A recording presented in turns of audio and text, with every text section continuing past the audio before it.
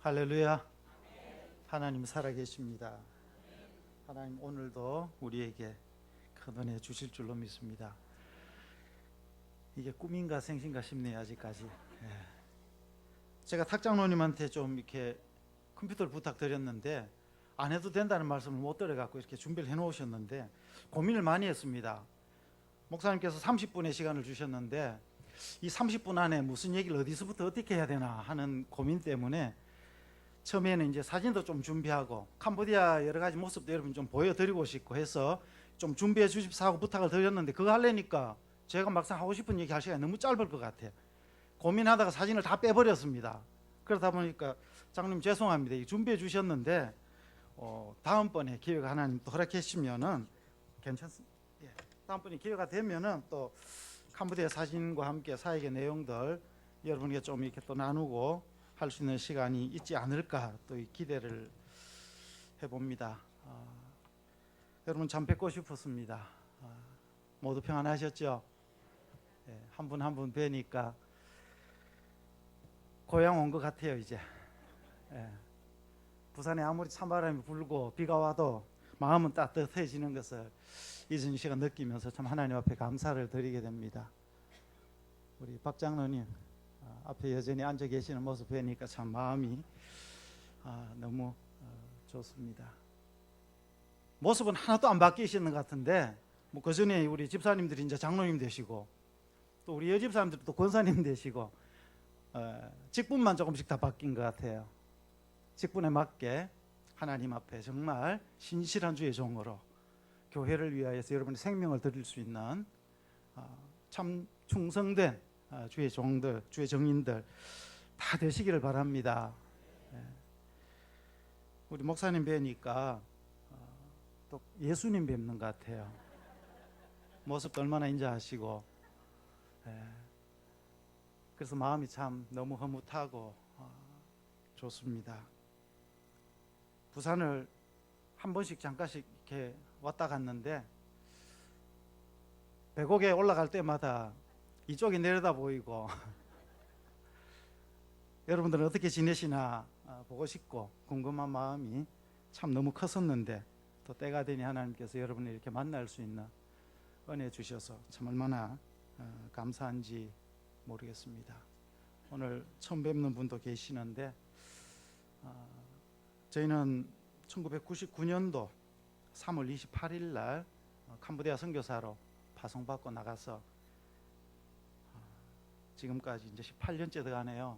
엊그제 같은데 벌써 18년이라는 시간이 훅딱 지나갔는데 지금까지 캄보디아에서 섬길 수 있는 귀한 은혜와 축복 가운데 잘 지내다가 지난 4월 15일 날 저희가 지금 계획하고 있는 사역들을 위해서 서울에서 회의가 있어서 잠깐 나왔습니다. 나온 김에 건강검진도 하고 12일이라는 짧은 일정으로 나왔는데 전혀 이번에 예기치 못했던, 계획하지 못했던, 생각지도 못했던 보너스를 하나님 마지막 날 이렇게 주셔가지고 내일 비행기 타고 캄보디아 가는데요. 큰 선물을 하나님이 저에게 주셨습니다. 반갑고 참 감사하기 거지가 없습니다. 저희가 캄보디아 선교사로 나가서 오늘까지 이렇게 사역할 수 있게 된 것 참 돌아보면은 여러분들이 그날 그곳에서 저희들 보내주시고 기도해 주시고 지금까지 많은 어려움도 있었고 아픔도 있었지만 주님 안에서 한 지체가 되어서 기도해 주신 여러분들의 기도 덕분에 저희가 오늘까지 올 수 있었다고 고백 드릴 수밖에 없고요. 그러기에 여러분이 더 보고 싶고 그립고 그랬습니다. 한국에 오니까 봄이 참 좋아요. 봄이 좋은 거 아십니까 여러분? 별 감동이 없죠 봄에. 근데 캄보디아에 떠오면요 봄이 얼마나 감동으로 다가오는지 모릅니다. 캄보디아 사람은 봄을 몰라요. 봄이 없기 때문에 거기는 여름만 있어요. 1년 내내 그냥 더운 여름, 비가 오면서 덥고 비가 안 오면서 더운 여름에만 있다가 봄에 나오니까 너무 좋습니다. 생명이 약동하고 주님 주신 새로운 소망이 또 우리 속에서 또 환경 가운데서 피어나는 것들을 보면서 참 하나님의 은혜를 새롭게 더 깊이 깨닫게 되는 좋은 계절에 여러분을 뵙게 돼서 반갑고요. 4월 15일 날 저희가 나오는 그날 캄보디아 날씨가 42.6도였습니다. 오늘 여기 기온을 보니까 아침에 보니까 14도, 15도. 막 춥더라고요. 추운데 얼마나 몸은 상쾌한지. 그 4월 15일 날 서울 장충체육관에서 세계적인 미래학자 레너드 스윗 박사가 와가지고 컨퍼런스를 했습니다. 그분을 저는 직접적으로 모르는데 기사를 보고 그 내용에 대한 얘기를 보면서 마음이 참 공감되는 부분이 있어서, 그분이 뭔 얘기를 했냐 하면요, 지금 이 땅에 있는 주님의 교회들이 심각한 질병에 걸려 있다. 그 질병이 뭐냐? 그것은 바로 예수 결핍 장애라고 이렇게 말을 했습니다. 다시 말하면은 교회가 병들었는데 이 병명이 뭐냐면은 예수님이 교회 안에 없는 병에 걸렸다. 그 얘기를 듣고 제 마음이 한동안 멍했습니다. 그렇다고 인정할 수밖에 없었고, 그러면서 저 자신을 다시 보게 되었습니다. 교회 안에 예수님이 없다는 말은 성도 안에 예수님이 안 계신다는 얘기가 똑같거든요. 예수 믿는 성도 안에 예수님이 안 계시면 뭐가 있습니까? 그러면서 내 안에 주님이 계시는가를 다시 한번 생각해보고 자문해보는 시간을 가졌습니다. 내 안에 과연 예수님이 있는가? 자신 있게 오늘 내 안에 주님이 계신다고 말할 수 있는 사람이 그리스도인이죠.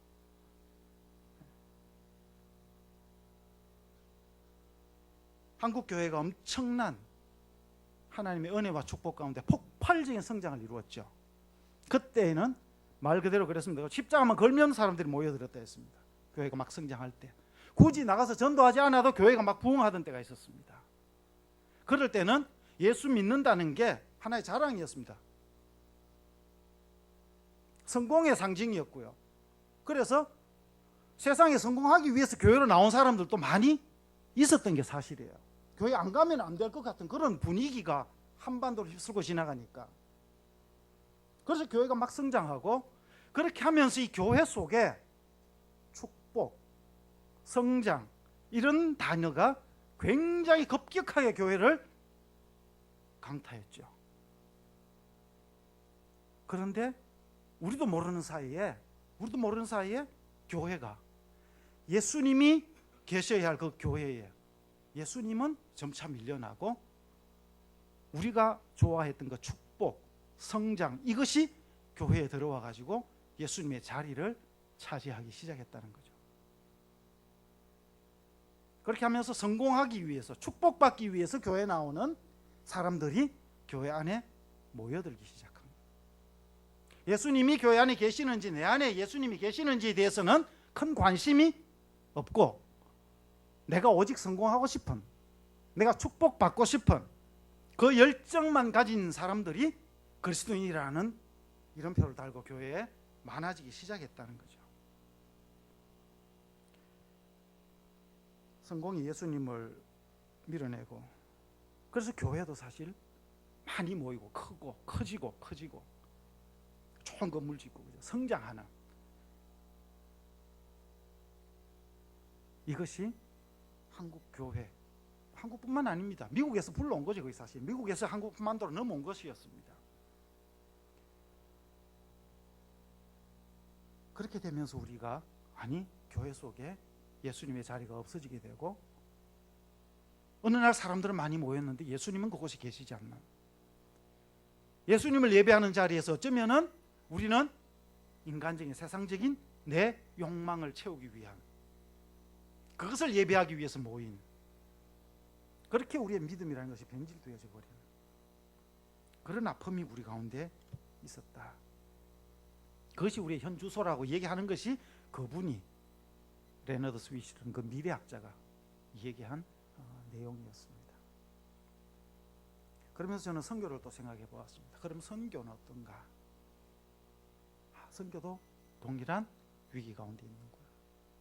선교를 위해서 열심히 뭔가를 하고 달려가긴 달려가는데,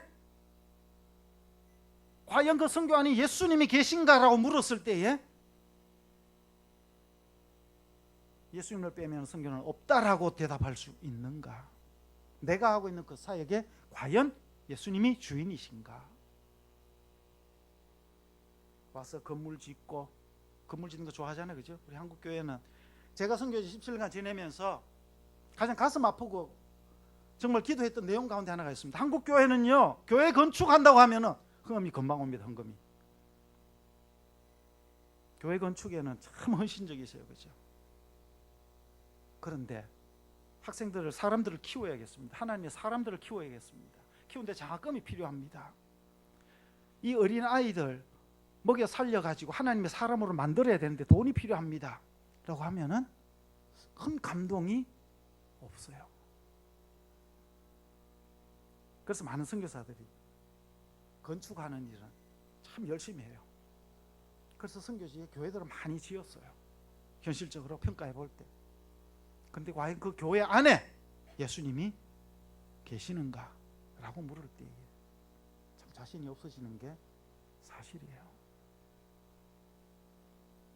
사람이 없고 예수 믿는 성도가 그 안에 없으면 아무리 큰 건물이 있어도 그것은 교회가 아니지요.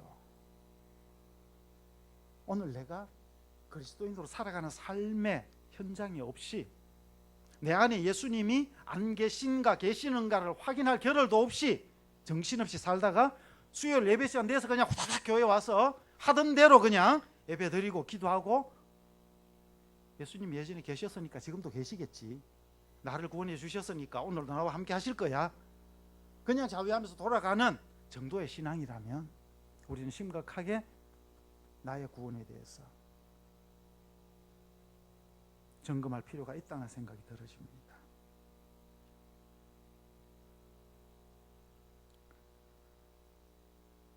예수님이 이 땅에 오셔서 당신이 이 땅에 오신 목적에 대해서 말씀해 주신 성경이 있습니다. 요한복음 10장 10절 말씀인데요. 요한복음 10장 10절, 11절, 그리고 15절을 제가 읽어드리겠습니다. 도둑이 오는 것은 도둑질하고 죽이고 멸망시키려는 것뿐이요 내가 온 것은 양으로 생명을 얻게 하고 더 풍성히 얻게 하려는 것이라. 예수님이 이 땅에 오신 목적에 대해서 명확하게 가르쳐 주신 구절입니다. 내가 온 것은 양으로 생명을 얻게 하고 더 풍성히 얻게 합니다.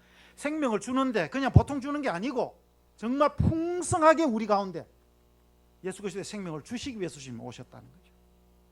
그리고 11절에서 이어서 말씀하십니다. 나는 선한 목자라. 선한 목자는 양들을 위하여 목숨을 버리거니와. 15절에 가서요, 나는 양을 위하여 목숨을 버리노라. 생명을 풍성하게 주시기 위해서 이 땅에 오신 예수님이 이어서 하신 중요한 말씀이 뭡니까?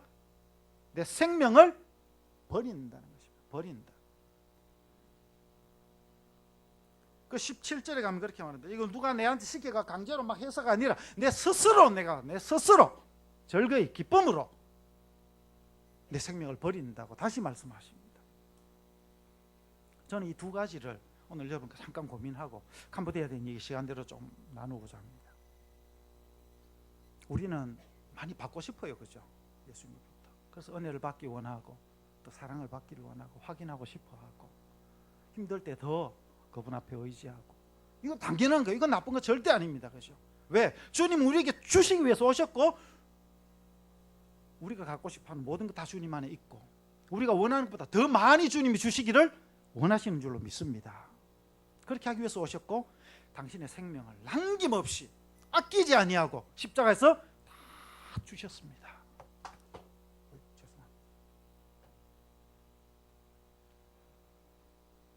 그렇게 주신 예수님, 그 예수님이 오늘 요한복음 10장에서 말씀하실 것이 뭡니까? 나는 내 목숨을 버린다고 말씀하셨죠. 그 예수님으로 말미암아 생명을 받은 저와 여러분 아닙니까? 그리고 그 예수님 안에서 우리가 엄청난 은혜와 축복을 경험했습니다. 정말 세상이 줄 수 없는 놀라운 평안도 우리가 맛보았고, 그래서 그분을 사랑하기 시작하고, 그분을 위해서라면 내 생명을 남김없이 드리겠습니다. 제가 고등학교 2학년 때 예수님을 개인적으로 만나고 은혜를 경험하고 보니까 그 어린 때, 고등학교 2학년 때요, 이 내 생명이, 이게 내게 내 생명이 내 것이 아니구나, 이게 예수님 것이구나, 그때 깨닫고 대학교 들어가서 본격적으로 고민하면서 진로를 두고 기도할 때에 하나님 그런 마음을 주셨어요. 이게 내게 아니라면, 이게 주님 거라면 내가 어떻게 하면 주님이 가장 기뻐하시겠는가? 내가 어떻게 사는 것을 주님이 가장 기뻐하시겠는가? 그때 기도하는 가운데 주님이 주셨던 마음이, 예수님의 생명이 없어서 오늘도 죽어가는 그 영혼들에게 이 예수님이 생명이라는 것을 가르치고, 그들이 예수 믿고 구원받는 그 일에 내 삶이 쓰임받을 수 있다면 그것보다 주님 더 기뻐하시는 일이 뭐가 있겠는가? 그때 이후로 하나님께서 이 길을 갈 수 있도록 한 단계 한 단계, 한 걸음 한 걸음 지금까지 인도해 주셨어요. 얼마나 감사한지요. 주님의 사랑, 주님의 생명을 받은 자가 분명하다면 우리 속에 자연스럽게 나타나는 그 다음 단계가 뭡니까? 내 생명, 내게서 가장 귀한 것, 이것을 어떻게 써야 할까를 고민하기 시작하죠. 그렇게 하면서 뭡니까? 주님께서 그렇게 하셨듯이 내 생명을 버리노라. 생명을 버리는 자리에 기꺼이 갈 수 있는 자로 하나님은 우리를 끌어가시는 거죠. 그런데 한국교회가 앞서 말씀드린 예수 결핍 장애에 걸렸다는 그 진단을 받을 수 없었던 이유가 뭡니까? 받고 싶은 열정은 가득 찼는데, 그리고 이미 놀라운 걸 받았는데 어떻게 되는 거예요? 그 다음 단계로 안 넘어가시는 거죠. 버리는, 기꺼이 버릴 수 있는, 기꺼이 포기할 수 있는, 기꺼이 나를 드릴 수 있는 그 다음 단계까지 가야 이 생명의 놀라운 정식이 일어나는데, 생명이 살아나는 놀라운 폭발적인 역사가 지속적으로 일어나게 되는데, 받는 것에는 열광하고 받아가 채워주면 어떻게 합니까? 그것을 따르기 시작하는 거죠. 예수님, 그것을 주신 예수님은 잊기 시작하고. 쉽게 얘기하면 그렇습니다. 어린 아이들 키워보면 우리 아이들이 장난감 같은 거 좋아하죠, 그죠? 요새 아이들 뭐 좋아하는지 모르겠는데 하여튼 아이들 장난감을 굉장히 좋아해요. 그래서 아빠한테 아빠 이거 사줘 늘 조릅니다. 알았어, 다음에 해줄게 하다가 결정적인 날, 네 생일날 내가 해줄게, 딱 생일날 사줍니다. 그럼 이게 오랫동안 기다렸다가 받으니까 얼마나 좋습니까, 애가? 그러니까 이게 너무 좋아가지고, 너무 재미있어가지고 이거 가지고 노는데 정신이 팔려요. 그러면서 공부도 잘 안 하고, 그리고 심지어 아빠가 출근하고 퇴근하고 와도 이 장난감 가지고 논다고 아빠 들어오고 나가는데도 관심이 없어져요. 그렇게 아빠 마음이 어떻습니까? 아이를 사랑해서 그 아이가 좋아하는 걸 해줬는데 그 아이는 그것에 마음 다 뺏겨버리는 거죠. 그리고 그것을 공급해준 아빠에 대한 마음이 멀어진다면 그것을 준 아빠의 마음이 어떻습니까? 쉽게 표현하지만 오늘 우리의 한국 교회에, 이 땅 교회가 앓고 있는 예수 결핍 장애라는 그 장애의 정상이 뭐냐 했을 때에 꼭 그와 같지 않나. 우리가 그토록 원해서 우리를 위해 생명 주신 예수님이 정말 우리가 원하는 거 다 주셨는데, 우리는 주님께로부터 받은 그것 때문에 그것 숭배한다, 그거 예배한다고 그것에 온통 마음 다 빼앗겨가지고, 주님은 우리가 거기서 끝이 아니라 주님과 같이 어디까지요? 버리는 자리까지. 이것을 정말 주님 원하시는 대로 던질 수 있어야 되는데, 버리고 포기할 수 있어야 되는데 그 포기하는 자리까지는 못 가고 있는 거죠. 그러니까 예수의 생명이 우리 가운데서 멈추어 버리고 서서히 사그러들고, 그러다가 어느 날 예수님이 사라져 버리는, 그것이 우리의 질병이다, 우리 교회가 겪고 있는 질병이다라는 것입니다.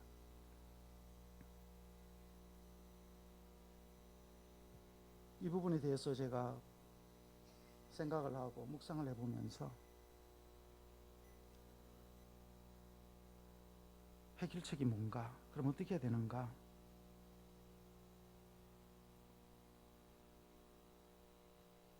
예수님이 우리에게 주시기를 원하시고 더 많이 주시기를 원하시는 참 좋으신 분이시죠. 그 답을 저는 여기서 찾아봤습니다. 누가복음 12장 31절에 가보면요,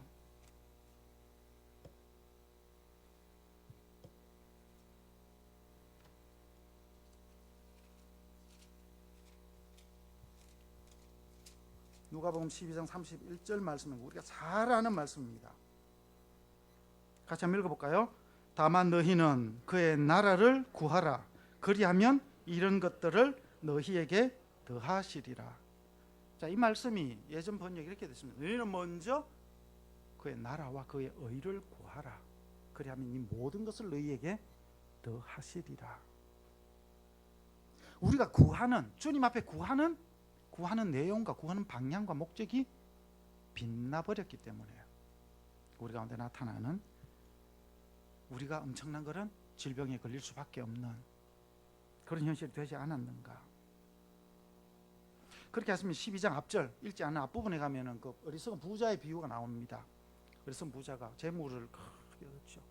부자가 되었는데 그가 재물을 너무 좋아한 것이죠. 그리고 자기 목숨을 너무 사랑했습니다. 이 사람은 버릴 줄을 몰랐어요. 내놓을 줄을 몰랐습니다. 끊임없이 가지기만을 원한 자였습니다. 다시 말하면 예수님이 없는 자죠. 예수님을 못 만난 자입니다. 그러면서 예수님이 우리에게 너희는 어떠해야 되느냐? 너희는 먼저 그의 나라와 그의 의를 구해라. 그리하면 이 모든 것을 너희가 갖고 싶어하는 재물이나 너희가 갖고 싶어하는 건강이나 너희에게 필요한 것들 내가 다 주겠다는 거죠. 저는 이 말씀을 캄보디아에서 너무 여러 번 경험했습니다.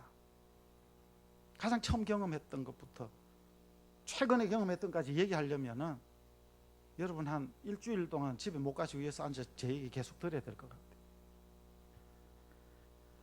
저희가 아들만 둘입니다. 능력이 부족해서 아들만 둘인데 애들 5살 4살 때 이제 파송을 받고 애들 둘 데리고 이제 비행기 타고 캄보디아로 들어갔어요. 가면서 아이들한테 제가 그랬습니다. 너희는 엄마 아빠 잘 만나서 복 받아서 이제 한국의 그 지긋지긋한 교육은 이제 받지 않아도 되니까 너희는 두고두고 감사해야 된다. 그 말을 하고 이제 데리고 갔습니다. 그리고 캄보디아에서 애들이 12년 그러니까 초등학교부터 고등학교 때까지 다 마쳤어요. 그 긴 과정 가운데도 하나님 은혜를 중간중간 경험케 하시고 많은 것들을 부어주셨는데 한마디로 요약한다면 제가 애를 키워보면서 느꼈던 거 한 가지.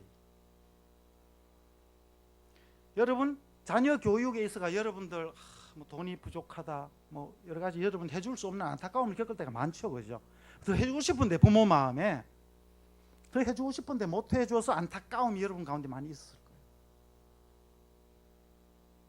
근데 저희처럼 아무것도 안 해주고 공짜로 먹은 부모는 참 여러분 가운데 거의 없을 것 같아요. 그 순위를 매기면 저희가 탑일 겁니다. 자녀 교육을 위해서 해준 게 거의 없어요.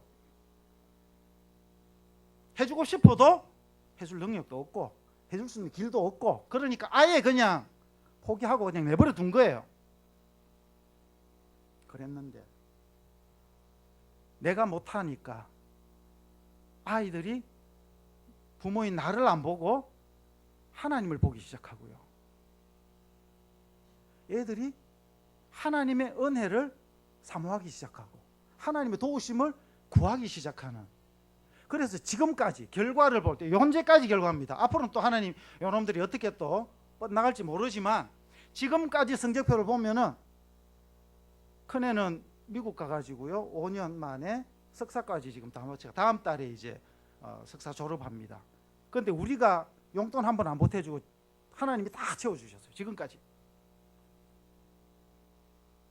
둘째도 마찬가지입니다. 형은 지 할 일 지가 알아서 하니까 지 공부 지가 했어요. 근데 얘 둘째는 전혀 딴판입니다. 아무리 안차 놀라 해도 앉아 있을 수가 없는 놈이에요. 10분을 못 견딥니다. 책상에서. 그래서 그럼 넌 그거 하지 말고 네가 하고 싶은 거 하고 살아라고 중학교 1학년 때 자유를 줬어요. 네가 노래 부르는 걸 좋아하니까 얘는 화장실만 들어가면 좋아 죽는 거예요. 그냥 샤워기 틀어놓고 노래하고 흥얼흥얼하고 그럼 노래 부르고 평생 하나님 찬양하며 살아라. 공부하시면 안 해도 된다. 진짜 공부 안 했어요. 그래서 중학교 성적표가 막 F가 쑥 막 나왔어요.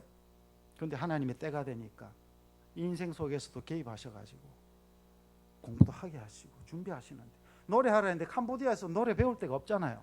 가르쳐줄 선생님도 없어요. 유튜브 보고 인터넷 참 얼마나 감사한지 몰라요. 유튜브가 선생님이에요. 유튜브에 노래 다운받아가 듣고 그거 보고 따라 흉내내고 그래서 얘네 선생님이 너무 많아요. 모든 사람이 다 자기 선생님. 이 노래하는 사람은 자기 직계 선생님이 무섭거든요. 딱 그 라인이 아니면 힘들어요. 한국에 그렇잖아요. 누구 밑에서 배웠냐 딱 묻습니다.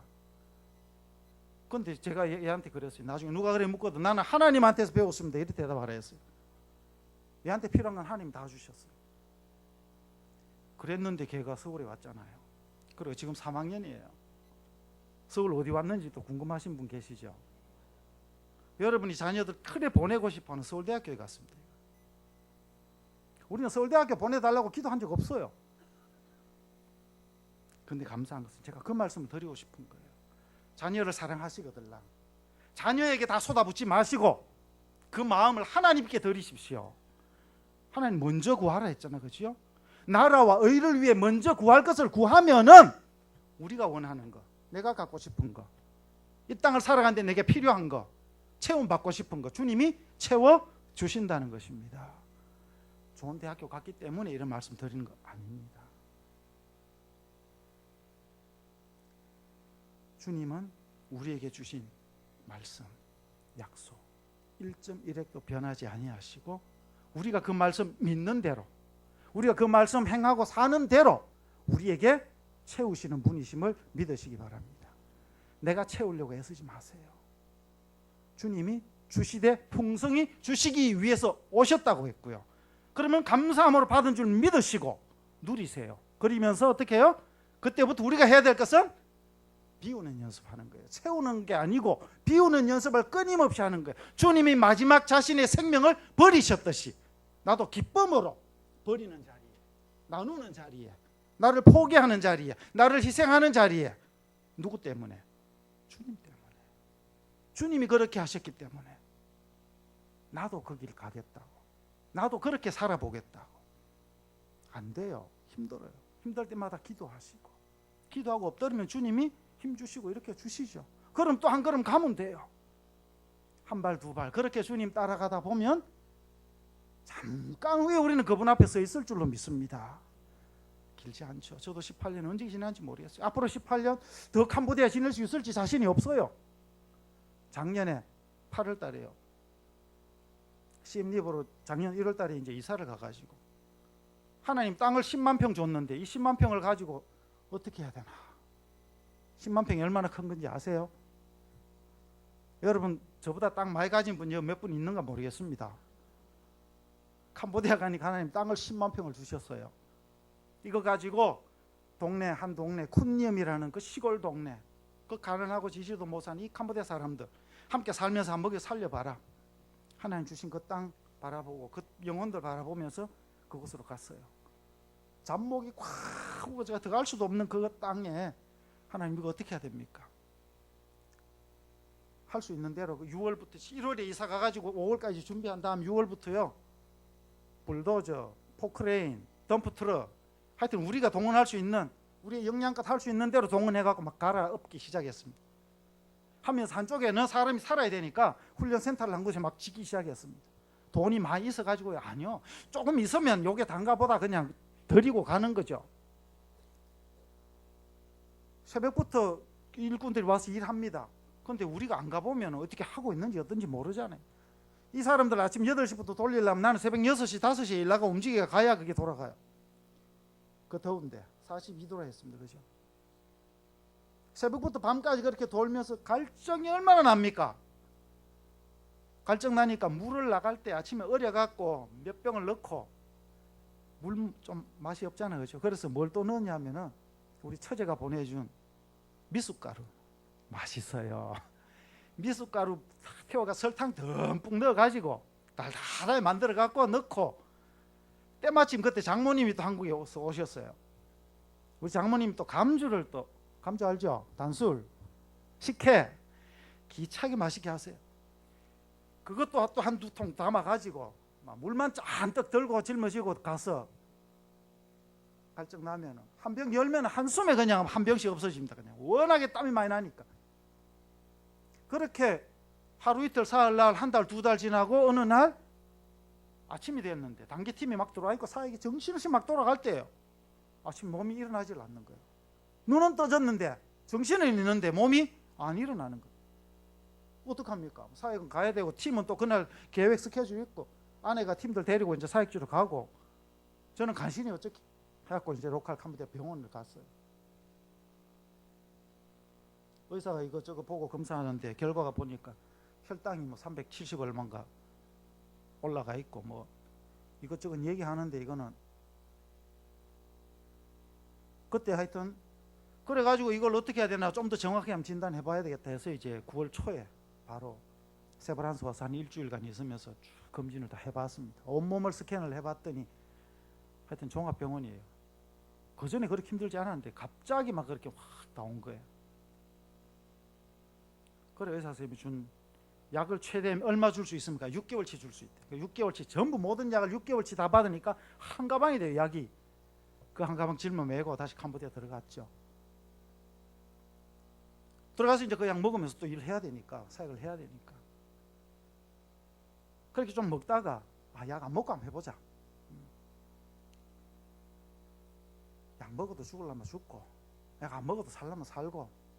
근데 참 감사한 게 제 아내가 저 뒤에 와 있습니다만은 신랑이 그 모양이 되니까 좀 긴장이 됐던가 봐요. 그러더니 인터넷 뒤벼 가지고요 뭐 청혈 주스 이름도 잘 몰라 뭐 해독 주스 뭐 이런 걸 레시피를 받아 가지고 막 그 다음 날부터 막 만들기 시작해 갖고 아침에 그걸 막 갖다 먹이네. 그걸 먹으면서 의사 처방이 그랬어요. 다른 거 없습니다. 음식 요법하고 운동 요법 그 두 가지밖에 치료할 수 있는 길이 없습니다. 그래서 이제 시간을 쪼개 갖고 운동할 스케줄도 잡고 음식도 그동안 막 아무거나 되는 대로 먹던 거 좀 조심해서 먹기 시작하고 그렇게 하면서 혈당을 재보니까 수치가 조금씩 내려왔어요. 그때 깨달은 게 있습니다. 하나님께서 그 병실에서 치료받으려고 병원에 가 누워 있는데 순간 눈물이 핑 돌면서 그런 느낌이 들었어요. 예수님이 십자가에서 엘리 엘리 라마 사박다니 나의 하나님 어찌하여 나를 버리시나이까. 주님께서 그 십자가에서 마지막에 부르짖으셨던 그 말씀이 순식간에 제 뇌리에 스치면서 눈물이 핑 돌았어요.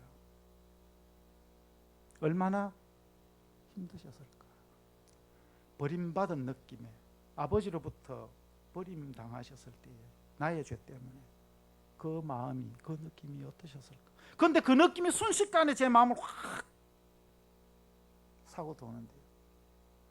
그때 굉장히 바빴습니다. 팀도 많고 사람도 많고 아까 말씀드렸듯이 우리 두 아들 다 불렀어요. 방학 때 돌아가 일해라 해갖고 한국에서 불러오고 미국에서 불러오고 단계 팀들 막 수없이 들어와가지고 그 막 돌아갈 때 장모님까지 와가지고 있으니까 집이 막 사람으로 가득 차 있을 때예요. 그렇게 분주하고 사람들이 많은 시간들 속에서 제 마음이 그렇게 외로울 수가 없는 거예요. 순식간에.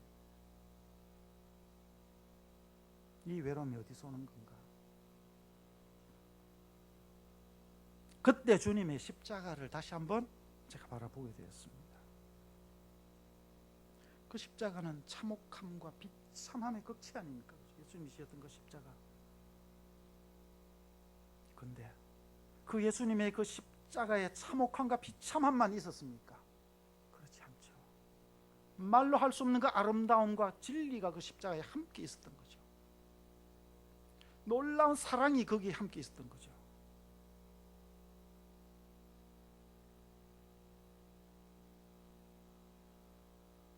우리에게 생명을 주시되 풍성하시게 주시기 위해서 주님께서 그 달리셨던 그 십자가를 바라볼 때에 그 십자가를 통해서 하나님께서 캄보디아의 그 비참한 환경들, 비참한 현실들, 십자가에서 비참함밖에 안 보인다면 캄보디아도 여전히 비참한 걸로 끝나버려야 될 그 땅인데 주님의 그 십자가가 비참함만 있는 것이 아니라 인류를 구원하고 생명을 줄 수 있는 놀라운 진리와 무엇과도 비교할 수 없는 놀라운 사랑이 그 십자가에 함께 있었기 때문에 우리에게도 오늘 이 십자가가 얼마나 귀한,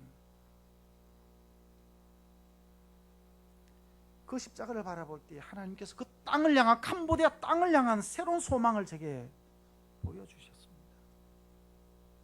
육신의 눈으로 볼 때는 너무 비참하고 너무 불쌍하고 이게 도무지 어디서 손을 대서 어떻게 가야 될지 방향조차 보이지 아니한 모든 것이 어렵고 힘든, 그런데 내 안에 주님이 계시니까 그것만이 아니라 주님이 얼마나 그 땅을 사랑하시는지, 주님이 오늘 또 이들을 구원하시기 위해서 얼마나 놀라운 일들을 준비하고 이루어가고 계시는지를 보게 되니까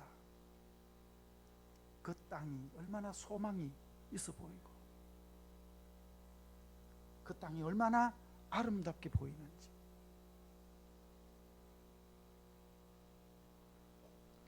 저희가 푸놈펜에서 17년간 사역할 동안에는요, 사람들을 저희 센터를 큰 걸 빌려가지고 센터로 불렀습니다. 그래서 목회자들 훈련을 거기서 하고 대학생들 거기 살면서 훈련하고 뽑아다가 내게로 와라, 우리한테 와라 해갖고 이렇게 훈련을 했어요. 그리고 그들과 함께 나가서 교회를 개척하고 사역을 했습니다. 그래서 그분들이 이제 목회자가 되고 해서 13군데 교회를 섬길 수 있는, 개척하고 섬길 수 있는 놀라운 은혜를 경험했습니다. 그런데 어느 날 예수님이 말씀 가운데 그렇게 하시는 거예요. 이제는 불러 모으지 말고 네가 그들 속에 들어가라는 거예요. 저는 캄보디아 그 푸놈펜까지 간 줄 알았어요. 내가 이만큼 왔으면 되지 않았습니까, 주님? 한국 떠나 부산 떠나 내가 여기까지 왔는데 여기가 내 최종 목적지인 줄 알았는데 주님은 아니야, 거기가 아니야. 불러 모으지 말고 이제 네가 일어나서 그들의 삶 속에 들어가라는 거예요. 지금도 그렇지만 캄보디아에 지금 한국 선교사가 1000명 가량 됩니다. 거의 한 90%가 다 수도 푸놈펜 주변에 있습니다. 그럴 수밖에 없는 여러 가지 환경과 이유가 있어요. 그런데 저보고 왜 나한테만 그러시는 거예요? 거기 있지 말고 또 가라는 거예요. 그게 2006년도였습니다. 그렇게 실험하고 하나님 앞에 음성 듣고 나서 2006년도에 그럼 어디로 갈까요 하다가 결국 시엠립이라는 도시를 하나님 말씀해 주셨어요. 시엠립은요, 앙코르와 다녀오신 분 있습니까? 한 절반 정도는 있어야 되는데 한국 사람 앙코르와 안 갔다 와본 사람 거의 없는 것 같아요. 그 정도로 많이 옵니다. 아직까지 여전히 앙코르와시 그만큼 유명해가지고 앙코르와뿐만 아니라 그런 사원들이 그 시엠립 도 전체에 한 200개가 있습니다. 캄보디아의 영적인 어둠의 세력들의 뿌리가 그 땅에 다 묻혀 있습니다. 힌두교와 불교의 각종 우상들이 그 땅에 뿌리를 견고히 내리고 있습니다.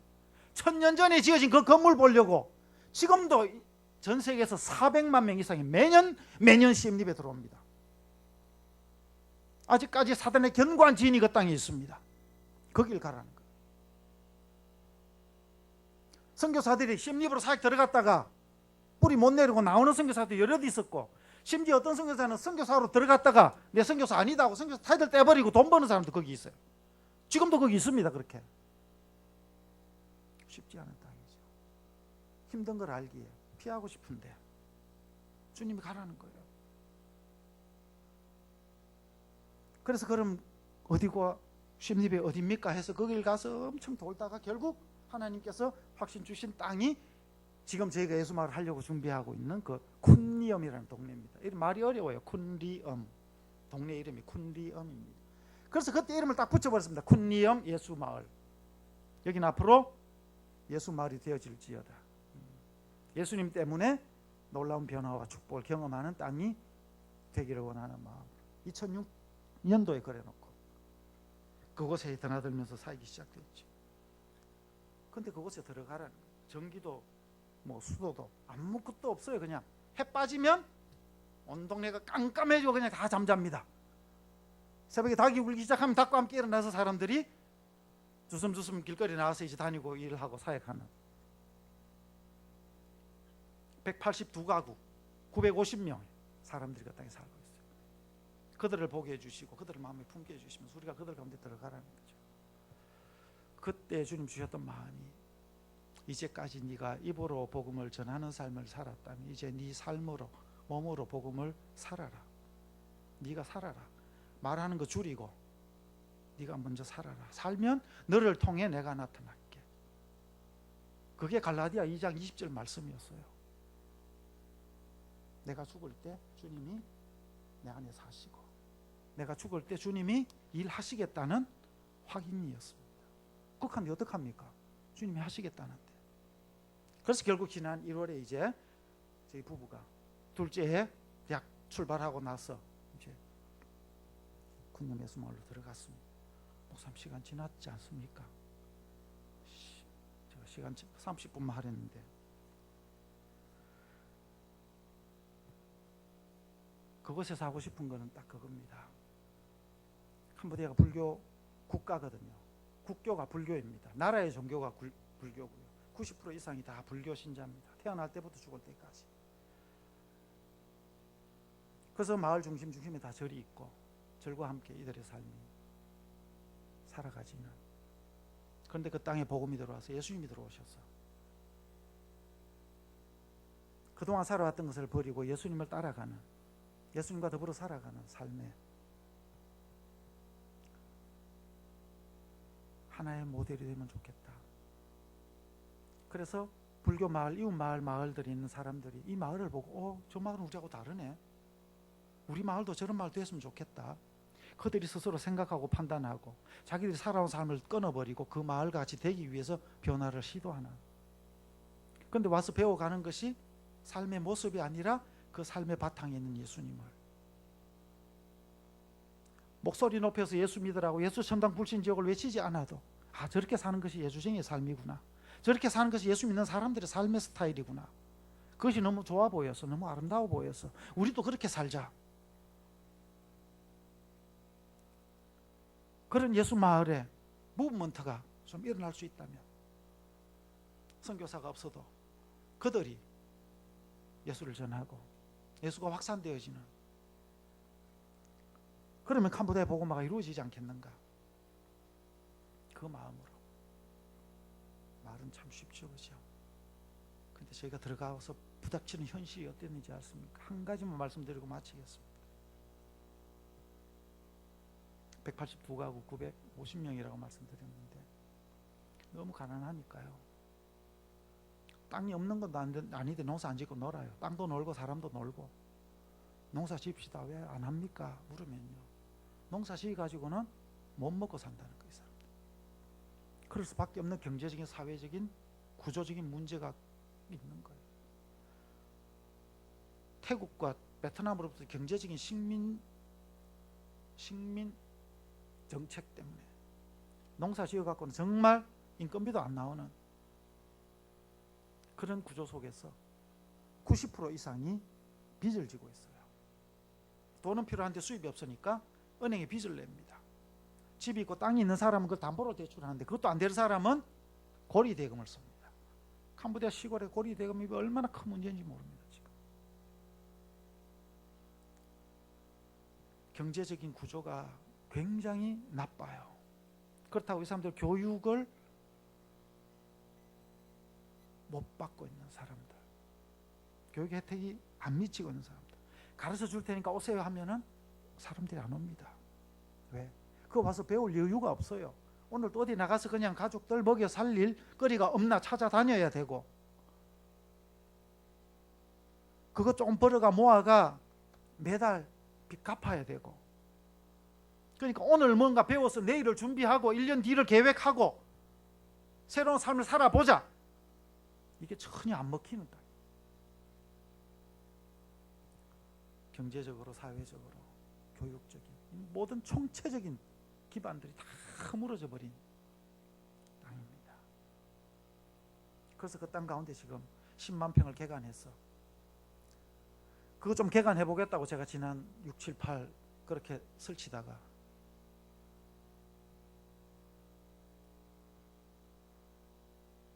3분의 1은 개간했어요. 3만 평. 지금 한 6만 평이, 한 7만 평이 남았네, 그죠? 3분의 2가 아직까지 숲이 꽉 우거져 있습니다. 그런데 그 개간한 땅에다가 캄보디아 열대 작물 가운데 고소득을 낼 수 있는 작물들을 시험 재배를 해가지고 한 가지 심어봤습니다. 돼요. 6개월 비가 오고 6개월 비가 안 옵니다. 6개월 동안 비 한 방울 안 오는데요. 요만한 나무를 심어놨는데 이게 안 죽고 자라가지고요. 6개월 만에 3m씩 4m씩 자라고 열매가 맺히는데요. 야, 참 하나님의 생명의 섭리가 놀랍다. 이 물 한 방울 안 먹고도 이 어린 것들이 자라나는구나. 그것을 보면서는 그 땅에 소망을 보았습니다. 안 될 것 같은데 이 백성들이 어떻게 소망이 있겠는가? 이런 환경 가운데 어떻게 변화가 일어나겠는가? 아니요, 변화는 나로부터 오는 게 아니죠. 인간으로부터 오는 게 아니죠. 생명의 변화는 위로부터 옵니다. 주님께로부터 올 줄로 믿기 때문에 주님께서 그것들을 보여주시니까 그래서 그 지금 작물 수확해놓고 나오기 전에 우리 사역자한테 농사하는 친구한테 다 줘놓고 이거 이제 묘목 다 만들어놔라. 내가 한국 갔다 올 동안에. 그런데 얼마나 해놨는지 모르겠어요. 가보면 또 내가 다시 해야 될 거야 아마. 그러나 한 2,000주 3,000주 이번에 이제 직접 묘목을 자라게 했어. 6월부터 5월 말부터 이제 비 오기 시작합니다. 돌아가면 비 오면은 다시 이제 그 나무를 심기 시작할 겁니다. 모링가라고요. 성인병 있는 분들 굉장히 좋습니다. 제가 이제 이게 제품 나오면 한번 제품 가지고 와서 한번 홍보를 할 텐데 미리 기억해 놓으시고 돈도 조금씩 이렇게 모아 놓으시고. 제가 당뇨를 잡은 게 뭘로 잡았는지 아세요? 여주로 잡았습니다. 여주. 한국에도 여주 있죠, 그죠? 캄보디아 여주가 훨씬 좋습니다, 한국 거보다. 제가 여주도 지금 거기다 좀 하려고 하니까 당뇨 있으신 분들 선착순으로 미리 예약하셔야 됩니다. 그거는. 자, 이런 것들 소득을 고소득을 낼 수 있고 효과적으로 이 나라 캄보디아의 경제적인 농민들의 경제적인 지원을 줄 수 있는 부분들을 지금 길을 찾으면서 한 가지 한 가지 해나가고 있습니다. 우물이 없어요. 우물 하나 팔려고 우물 팀을 하나 만들려고 지금 거의 1년째 저희가 실험해가 이제 팀하고 장비하고 모든 게 이제 세팅이 돼 가고 있습니다. 우물 하나 그냥 파는데 저희가 한 40군데 팠습니다. 학교, 마을, 교회 공동체로 쓸 수 있는 것들만 해서 팠는데요. 한 2,500불, 우리 돈으로 한 300만 원 정도 내가 하나씩 파줬는데 더 잘 해보려고, 그리고 성도들을 훈련해서 직업도 주고 그 사역을 더 키우려고 기도하던 가운데 중국에서 사업하는 장로님 한 분이 우물 기계를 중국에서 보내주셨어요. 그 얘기 듣고. 그런데 그게 시작이 얼마나 힘들었는지. 장비 받고 나 갈채 사람이 있어야죠. 사람 찾는데 힘들죠. 그 캄보디아 찾다가 한국 사람 하나 만나가 하다가 사기당하고, 결국 그 우물을 기계를 만들어 판 중국 회사에서 기술자를 불러다가 캄보디아 사람 5명 불러다가 기술 교육시키고. 그런데 이 장비가 또 한계가 있어가지고, 한계 있으니까 하나님이 또 한국 기술자를 또 그 보내놓은 분들을 또 만나게 해주시고, 제가 아파서 한번 쓰러지고 나면은 새로운 일이 시작돼요. 근데 그래서 이제는 딱 이력이 붙어요. 아, 뭔가 안 되면 하면 내가 한번 넘어지면 되겠구나. 그럼 하나님이 딱 그 다음에 준비해 놓으셔요. 그래 새로운 만남 주시고 그 일들이 열어가게 해주시고, 한 번에 고비를 넘어서면 항상 주님이 새로운 것들을 준비 거기에 해놓으신 것들을 반복 학습을 통해서 지금 배워가고 있습니다. 그래서 이제 넘어지는 거 별로 이제 겁 안 나요. 이제 뭐 몇 번 넘어지다 그냥 천국 가면 되는데, 그 넘어지는 어간에 하나님이 어떤 길을 내시고 어떤 역사를 이루실지 그게 기대가 되는 거죠. 그래서 새로운 길들이 그곳에 만들어지고 있고 그 땅의 사람들이 먹고 일어설 수 있는, 그래서 내가 예수 믿고 이렇게 복받았다고 여러분 같이 간증할 수 있는 사람들이 그 땅에 일어날 것들을 생각하면 오늘 덥고 힘들고 목이 째비고 하는 것들이 당분간은 내가 육을 입고 있기 때문에 힘들지 않을 수 없지만 그것과 비교할 수 없는 놀라운 기쁨과 놀라운 소망이 주님께로부터 계속적으로 오니 나를 버리노라, 목숨을 버리노라. 죽는 거죠, 그죠? 죽음이에요. 생명에 집착하지 마시고 죽음을 사랑하십시오. 죽음을 향해서 여러분의 삶을 던지십시오. 그러면 그곳에 살아나는 역사가 일어날 줄로 믿습니다. 주님이 그렇게 사셨고 주님은 우리가 그렇게 살기를 오늘도 기대하십니다. 우리가 순종해서 어떻게 하나 주저하지 마시고, 주님 그렇게 하셨고 주님 그렇게 명하셨으니 제가 순종하겠습니다. 던져십시오. 네, 우리 은퇴하신 장로님, 권사님, 연세 드신 분들 좀 많이 계시는데 그죠? 한국의 고령화 사회가 지금 되어서 연세 드신 분들 좀 이렇게 계시기 좀 불편하고 하면은 여기 힘든데 계시지 말고, 땅 넓대니까요. 땅 넓은 땅이 있으니까 오셔가지고 거기서 남은 생을 송두리째 그냥 한번 던져가지고 주님 뜻에 맞게 한번 던져가지고 주님이 어떻게 나를 쓰시는가, 나를 통해서 어떤 역사를 이루시는가 한번 놀랍게 경험하고 그분 앞에 탁 가면은 멋지게 인생 탁 성적표를 주님 앞에 가서 받게 될 줄로 믿습니다. 하나님 말씀 한 구절 더 읽고 말씀을 마칠까 합니다. 고린도후서 4장 7절 말씀입니다. 우리가 이 보배를 질그릇에 가졌으니 이는 심히 큰 능력은 하나님께 있고 우리에게 있지 아니함을 알게 하려 함이라. 우리가 사방으로 우겨삼을 당하여도 사이지 아니하며 답답한 일을 당하여도 낙심하지 아니하며 박해를 받아도 버림받지 아니하며 거꾸로 뜨림을 당하여도 망하지 아니하고 우리가 항상 예수의 죽음을 몸에 짊어짐은 예수의 생명이 또한 우리 몸에 나타나게 하려 함이라. 아멘. 우리는 질그릇이에요. 잘나나 못나나 배우나 못 배우나 똑같은 질그릇입니다. 아멘입니까? 네, 질그릇이에요. 우리는. 그런데 그 질그릇에 무엇이 담겨 있어요? 보배가 예수님을 담고 있는 질그릇입니다. 내가 누구인지를 우리는 분명히 알아야 하고요. 내 안에 예수님이 계신가 확인한 다음에 주님이 계신다는 확신이 드시거들라 다른 것 돌아볼 거 없어요. 주님 가신 그 길, 주님 보여주시고 주님 가라 하신 그 길 따라서 가겠노라고. 주님 그렇게 하셨듯이 나도 나를 비우고 나를 버리고 내 생명까지 버릴 각오하시고 결단하시고 한번 발을 내디뎌 보세요. 발을 내디뎌야 홍해가 갈라지고 발을 내디뎌야 믿음의 역사가 나타납니다. 그때 어떤 일이 일어납니까? 사방으로 우겨사도 사이지 않고 답답한 일을 당해도 낙심하지 않습니다. 박해를 받아도 버림받지 아니하고요. 거꾸로 뜨림을 당하여도 망하지 않습니다. 예수의 죽음을 몸에 짊어질 때에 예수의 생명이 내게서 나타납니다. 이 놀라운 삶의 축복과 이 놀라운 은혜가 저와 여러분의 삶에 더 풍성하기를 주님의 이름으로 축복합니다.